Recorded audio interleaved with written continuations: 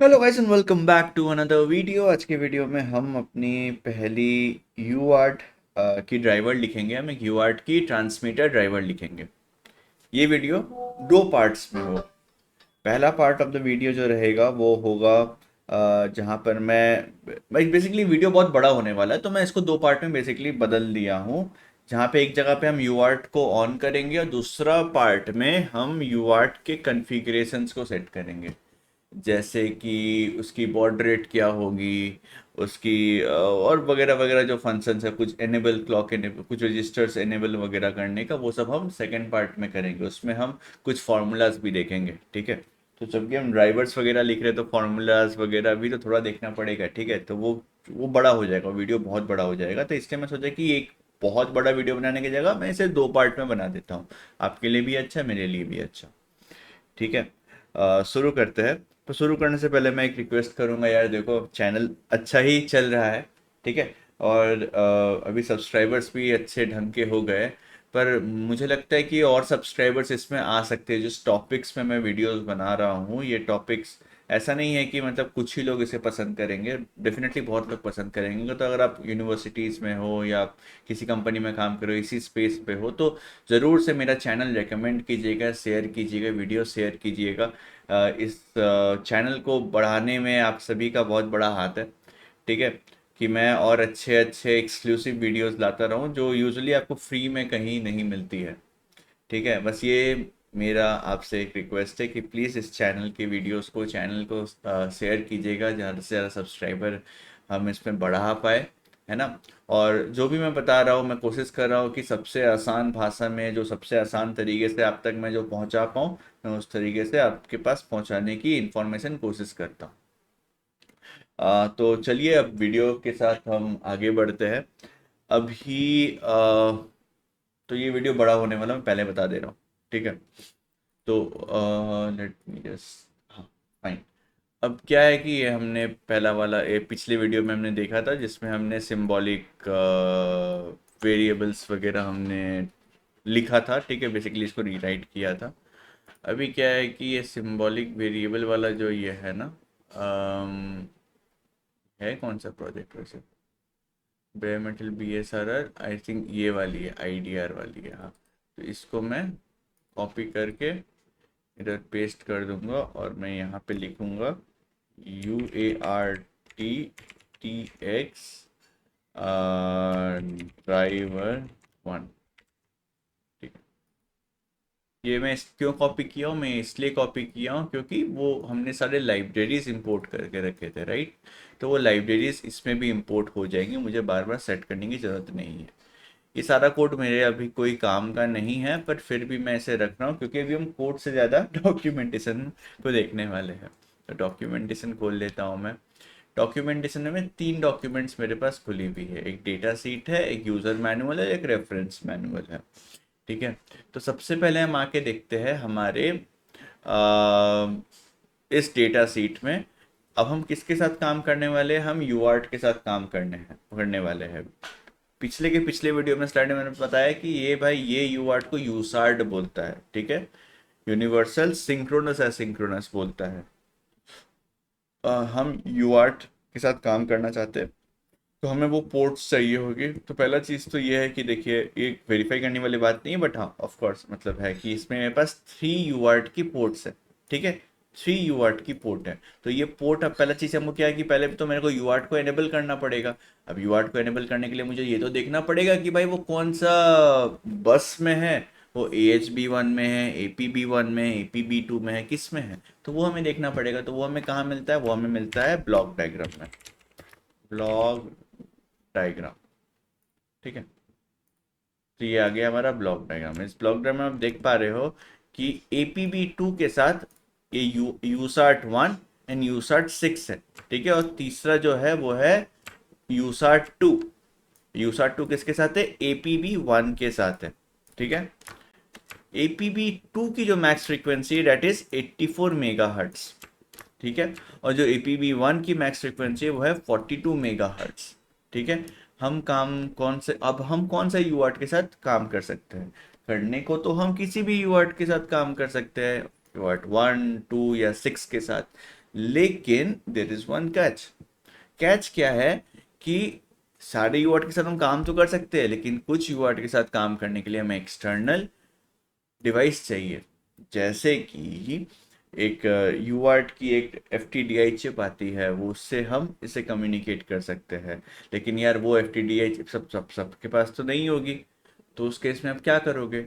Simple सा बात है, आप यूएसबी यूज करोगे, है ना, यूएसबी ओटीजी यूज करोगे। अपने बोर्ड को लोगे, उसमें यूएसबी लगाओगे और उसे फिर कनेक्ट कर दोगे अपने सीपीयू के साथ, अपने लैपटॉप के साथ, किसी के साथ भी, फिर कम्युनिकेट करोगे। लेकिन यहाँ पे कैच ये आता है कि ये सारे यूआर्ट क्या यूएसबी सपोर्ट करते हैं? तो बात है कि सारे यूआर्ट यूएसबी सपोर्ट नहीं करते हैं। अब अगेन, यूएसबी सपोर्ट करते हैं या नहीं करते हैं, ये किससे रिलेटेड है? ये रिलेटेड है बोर्ड से, राइट। ये बोर्ड स्पेसिफिक चीज है कि भाई कौन सा तुमने यूएसबी के साथ कनेक्ट किया, क्योंकि यूएसबी तो एक्सटर्नल चीज है ना। तो हम यूजर मैनुअल में आएंगे और यहाँ पे हम जो सर्च करेंगे वो होगा वर्चुअल कॉम। देख रहे हो, मैंने सर्च करके रखा वर्चुअल कॉम। वर्चुअल कॉम क्या होता है? इट्स बेसिकली यूएसबी को वर्चुअल कॉम जैसा यूज किया जाता है, ठीक है। तो यहाँ पे देखो यूएसबी के साथ वर्चुअल कॉम लिखी हुई है, फिर यहाँ पर लिखी हुई है एम्बेडेड एसटी लिंक, यहाँ पर वर्चुअल कॉम ऑन यूएसबी, ये भी हमारा काम का नहीं है। फिर देखिए यूसार्ट कम्युनिकेशन में भी वर्चुअल कॉम लिखी हुई है, एंड यहाँ पे ये लिखी हुई है कि by default USART 2 communication between STM is enabled to support via virtual COM. मतलब यूसार्ट 2 जो है मेरा, इसमें जो यूसार्ट 2 है वो मेरा वर्चुअल कॉम, मतलब यूएसबी से कम्युनिकेट किया जा सकता है। तो इसलिए हम भी यूसार्ट 2 को यूज करेंगे हमारे इस एक्सपेरिमेंट के लिए, ठीक है। तो अब चूंकि मैं यूसार 2 यूज कर रहा हूं, तो हम किसके साथ काम करने वाले हैं? APB1 के साथ काम करने वाले हैं, ठीक है। अब तक हमने AHB1 के साथ काम किया था, अब हम APB1 के साथ काम करेंगे, ठीक है। तो अब हमें क्या, क्लॉक में जाके APB1 को एनेबल करनी पड़ेगी। तो हम क्या करते हैं, हम आते हैं यहाँ पर RCC में आते हैं, RCC रजिस्टर, और यहाँ पे AHB1, AHB2, APB1, ये रहा APB1। APB1 में जो हमारा ये APB1 है, यहाँ पे जो हमारा टाइमर टाइमर टाइमर, ये देखिए यूसार 2, ठीक है। ये कौन सा बिट में है? 17 बिट में है, ठीक है। तो हम क्या कर सकते हैं, हमारे कोड में आ सकते हैं, ठीक है। अभी GPIO C वगैरह लगेगा नहीं मेरे को, यहाँ पे मैं एक नया डिफाइन करता हूँ, define UART two enable, ठीक है। और इसको मैं क्या लिखूंगा, 1U17। क्यों लिखूंगा 17? क्योंकि 17 नंबर जो बिट है ना, यहाँ पे मेरे को 1 लिखनी है, तभी ये जाकर इनेबल होगी, है ना। पर अब यहाँ भी आओगे तो यहाँ पे दिया हुआ है, देखिए आपकी हाँ, इसे हमें सेट एंड क्लियर करना है, तो सेट करना है तो 1 हमें लिखना पड़ेगा, है ना। तो हमारा यूआर्ट यहाँ पे ये एनेबल हो जाएगी, ठीक है। चलो, तो हमारा APB1, हमारा एक सेकेंड,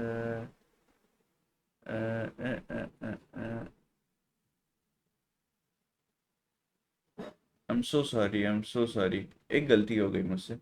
ये रीसेट रजिस्टर थी, हम रीसेट रजिस्टर के साथ काम नहीं करेंगे, हमको तो क्लॉक इनेबल करना है, राइट। तो APB1 peripheral clock enable register हमें चाहिए। तो यहाँ पर हमें ये, यहाँ भी हम देख पा रहे हैं कि ये 17 नंबर पे है, ठीक है। तो हम अभी क्लॉक इनेबल रजिस्टर के साथ करेंगे, माफ़ी चाहता हूँ पिछला मिस्टेक के लिए। अभी हम ये, तो हमें क्या, ये 17 नंबर जो है ना उसको हमें इनेबल करना है।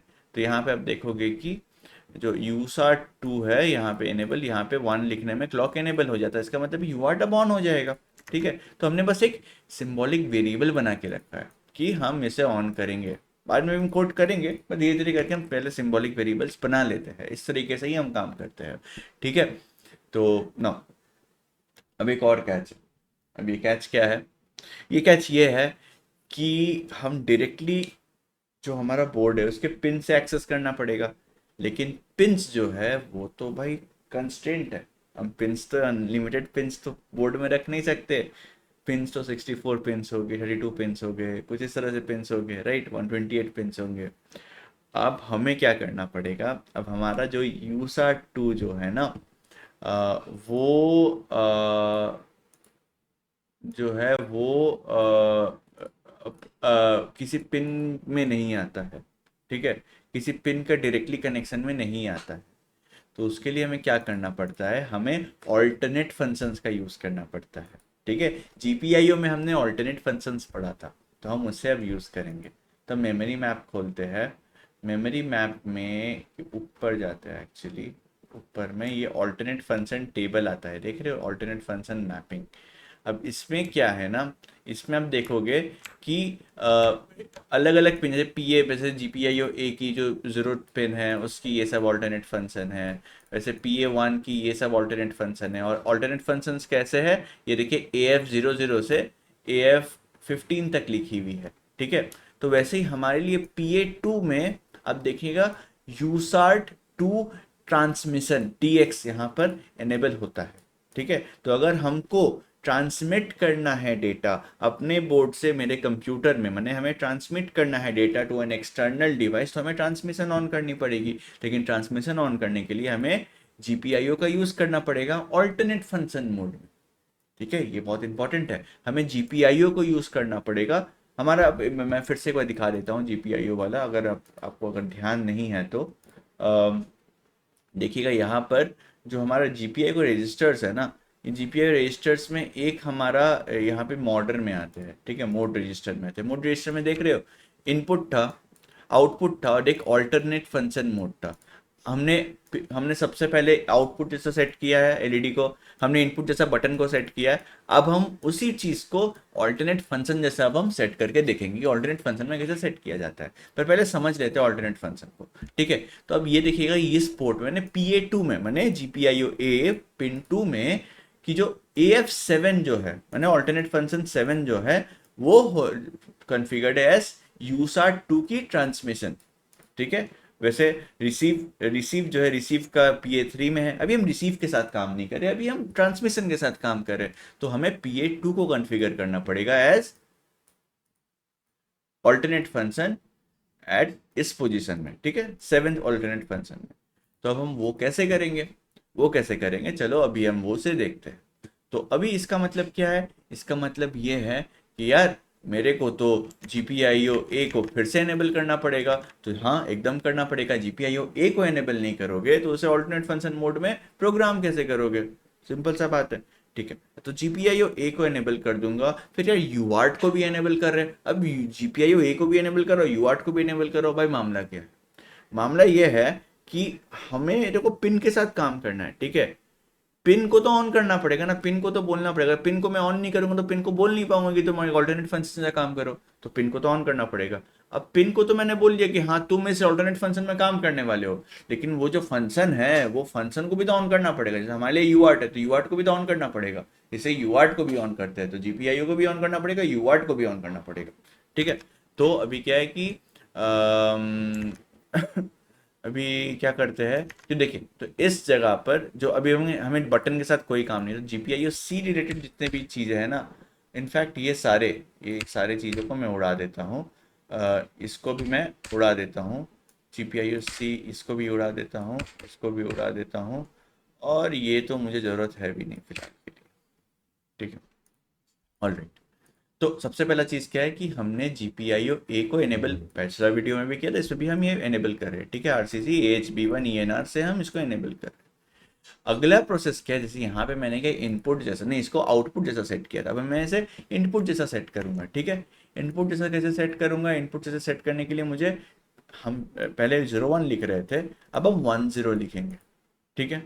10 लिखेंगे। 10 का मतलब क्या होता है, 10 का मतलब होता है हम यहाँ पर 2 लिखेंगे, 2 लिखेंगे, ठीक है। 10 का मतलब बाइनरी में 2 होता है, ठीक है। तो यहाँ 2 लिखेंगे, तो इससे क्या होगा कि जो हमारा ये जो वेट अ सेकेंड, सॉरी यहाँ नहीं 2 लिखेंगे, हम यहाँ पे 2 लिखेंगे, सो सॉरी, हम यहाँ पे 2 लिखेंगे। इससे क्या होगा कि ये तो पहले रीसेट कर रहा है, 00 कर दे रहा है उस जगह को, एंड उसके बाद वहाँ पर 10 लिख दे रहा है। लेकिन एक और कैच है, क्या हम यहाँ पे ये नंबर 5 में करेंगे, नहीं, हम किसके साथ काम करने वाले हैं, हम PA2 के साथ काम करने वाले। तो हमें सेकंड वाला चाहिए है ना, सॉरी सेकंड ये वाला चाहिए, सेकंड वाला चाहिए, मॉडल 2 चाहिए, तो हमें यहाँ पे क्या 2 लिखना पड़ेगा। तो यहाँ पे 5 की जगह 2, 5 की जगह 2, ठीक है, बराबर। चलो ऐसा करते, इतना तो क्लियर हो गया होगा, ठीक है। चल, अब अपने क्या है कि अपने अपने आप को इसको ना अभी ऑल्टरनेट फंक्शन मोड में सेट कर दी, तो हमने क्लॉक एनेबल कर दिया, जीपीआईओ का ऑल्टरनेट फंक्शन मोड में कर दिया। अब ऑल्टरनेट फंक्शन को भी हमें कॉन्फ़िगर करना पड़ेगा। ऑल्टरनेट फंक्शन को कैसे कॉन्फ़िगर करेंगे, उसके लिए ऑल्टरनेट फंक्शन वाली रजिस्टर ये देखिए। ऑल्टरनेट फंक्शन में हमें दो रजिस्टर आती है, एक लो रजिस्टर आती है, एक हाई रजिस्टर आती है। अब लो रजिस्टर क्या है, हाई रजिस्टर क्या है, मैं बताता हूँ। बेसिकली बड़ा सिंपल सा चीज़ है, देखिए जैसे कि अगर हम मॉडर्न में आते हैं तो हमारे पास कितने रजिस्टर है, 15 रजिस्टर्स है ना टोटल, और हर रजिस्टर कितना बिट ले रहा है, 2 बिट्स ले रहा है, ठीक है। वैसे ही ऑल्टरनेट फंक्शन रजिस्टर में हर एक बिट चार चार पोजीशंस लेता है, ठीक है, चार चार चार का 4 बिट्स लेता है। अब 4 बिट्स चूंकि लेता है तो उसमें क्या हो जा रहा है कि यार 32 बिट ही है ना, तो 32 बिट तो 4 4 बिट करके सारा सारा का सारा 16 बिट तो यहाँ पर नहीं आएगा, इसलिए इसे हाई एंड लो किया था। लो का मतलब है कि पहला 7 बिट में 0 से लेके 7 तक लो में रहेगी, एंड उसके बाद आगे के पिंस अगर है, अगर PA8 PA9 PA10 up to PA15 है तो वो हाई में आएंगी, ठीक है। तो एक हो जाता है हमारा ऑल्टरनेट फंक्शन हाई, एक हो जाता है ऑल्टरनेट फंक्शन हमारा लो।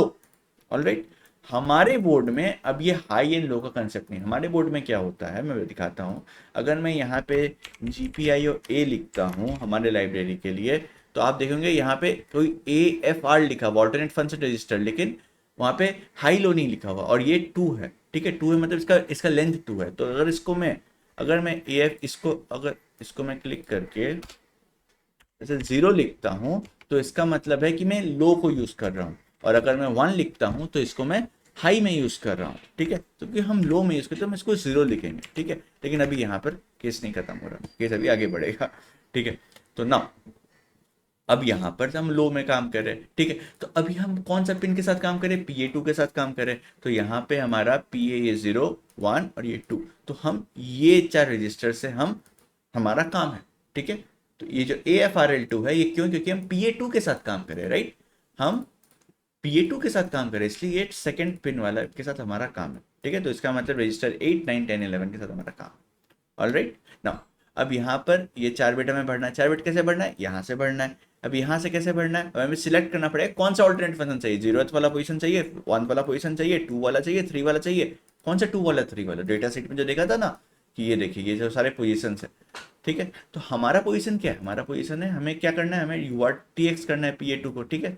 तो हमारा पोजीशन 7 है, तो हम क्या करेंगे कि यहाँ पे जो 7 है F7 है, ये 0111 इसको हमें यहाँ पे लिखनी है। ऑलराइट, हमें यहाँ पे लिखनी है, ठीक है। अब यहाँ पे हम कैसे लिखेंगे, यहाँ पे हम कैसे लिखेंगे, बड़ा सिंपल सा चीज़ है। यहाँ पे हम कैसे लिखेंगे, यहाँ पे लिखने के लिए हम क्या कर सकते हैं, हम दो तरीका का चीज़ कर सकते हैं। एक तो ये कर सकते जो यहाँ पर हमने किया, ठीक है, ये वाला चीज़ हम कर सकते हैं यहाँ पर। ऑलराइट, कि जैसे हमने ये वाला किया है उसको वहाँ पे 0011 लिखता हूँ। एक मैनुअल प्रोसेस भी सीख लेते हैं, ठीक है। ये तो हमारा एक स्मार्ट प्रोसेस था, स्मार्ट प्रोसेस तो ठीक है, अभी मैनुअल प्रोसेस भी थोड़ा सीख लेते हैं। हम क्या करेंगे, हम सिंपल सा काम करेंगे, हम इसको मैनुअली लिखेंगे। सबसे पहला चीज़ क्या है कि 11 पोजीशन जो है, 11 पोजीशन में मेरे को लिखना है, क्या लिखना है, 0 लिखना है, और 10 9 8 में मुझे को 1 1 1 लिखना है, ठीक है। तो अपन क्या कर सकते हैं, अपन ये कर सकते हैं कि जो अपना जो सपोज कि यहाँ पे 0 लिखना है, ठीक है। 0 लिखने के लिए हम एंड ऑपरेटर यूज करेंगे, तो and equal to 0, sorry not 0U, कहाँ पे लिखना है, 11 पे लिखना है, तो 11 हम ऐसे लिख देंगे, ठीक है। ये लिख सकते हैं वैसे करके। अब 10 9 8, ठीक है। एक बार फिर से मैं इसको कॉपी कर देता हूँ, यहाँ पेस्ट करता हूँ, और यहाँ पे 1 लिखना है। अब क्या पहले 10 में लिखेंगे 1, कॉपी करते हैं, सॉरी, और हाँ ये एंड की जगह और हो जाएगा क्योंकि हम 1 लिख रहे हैं, राइट।